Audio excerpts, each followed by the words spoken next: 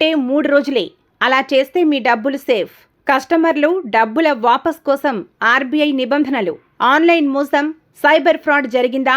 వెంటనే పోలీసులకు ఫిర్యాదు చేయండి. బ్యాంకుకు వెళ్లి డీటెయిల్స్ ఇవ్వండి. మీ డబ్బులు తిరిగి వచ్చే chance. Bit coin, crypto currency, online గేమ్లో డబ్బులు పోగొట్టుకుంటే కష్టమే. 1930కి సమాచారం ఇవ్వండి. మీరు ఆన్లైన్ మోసానికి గురయ్యారా? మీకు తెలియకుండానే అకౌంట్లో డబ్బులు మాయమయ్యాయా? ఓటీపీ చెప్పినందుకు నగదు తస్కరించారా? క్రెడిట్ కార్డు లిమిట్ పెంచుతామని డబ్బులు దండుకున్నారా? ఏ ఆన్లైన్ మోసమైనా, సైబర్ ఫ్రాడ్ అయినా మీరు 3 రోజుల్లో ఫిర్యాదు చేస్తే మీ డబ్బులు తిరిగి వచ్చే ఛాన్స్ ఉంది. అందుకు కొన్ని నిబంధనలు పాటించాల్సి ఉంది.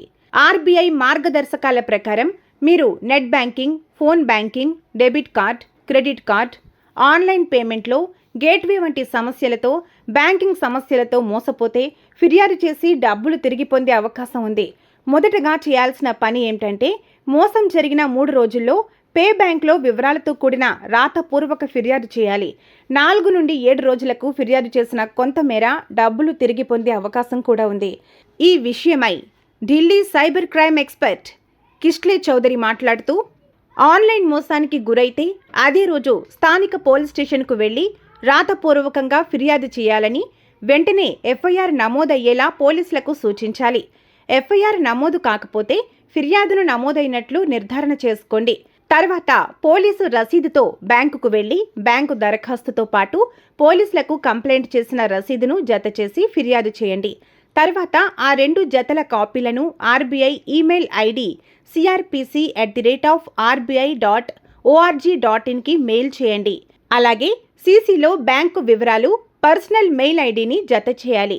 లేదంటే 1930కి కాల్ చేసి సమాచారం అందజేయాలి. ఇది కేవలం 3 రోజుల్లో చేయాల్సిన ప్రక్రియ. అప్పుడే మీ డబ్బులు తిరిగి పొందే అవకాశం ఉంది. Crypto currency, bit coin, online గేమ్లో డబ్బులు పోగొట్టుకున్న వారికి ఇలా చేస్తే ఎలాంటి లాభం ఉండదు. కానీ ఇతర సైబర్ ఫ్రాడ్స్కు గురై డబ్బులు పోగొట్టుకున్న వాళ్ళు ఇలా చేస్తే మీ డబ్బులు ఎక్కడికి పోవు. కానీ 3 రోజుల్లో ఫిర్యాదు చేయడం మర్చిపోకండి. ఇక సైబర్ ఫ్రాడ్స్ నివారిద్దాం. సైబర్ నేరగాళ్ల పట్ల అప్రమత్తంగా ఉందాం. సింగిల్ యూజ్ ప్లాస్టిక్ను నివారిద్దాం, పర్యావరణాన్ని పరిరక్షిద్దాం, ఆరోగ్యమైన వాతావరణాన్ని నెలకొల్పుదాం. మనం ఆరోగ్యంగా ఉన్నాం, మన పిల్లలను కూడా ఆరోగ్యంగా ఉంచుతాం, మన భవిష్యత్తును కూడా ఆరోగ్యంగా ఉంచుతాం. కాబట్టి మీరందరూ కూడా దయచేసి సింగిల్ యూజ్ ప్లాస్టిక్ను బ్యాన్ చేయండి, పర్యావరణాన్ని పరిరక్షించండి.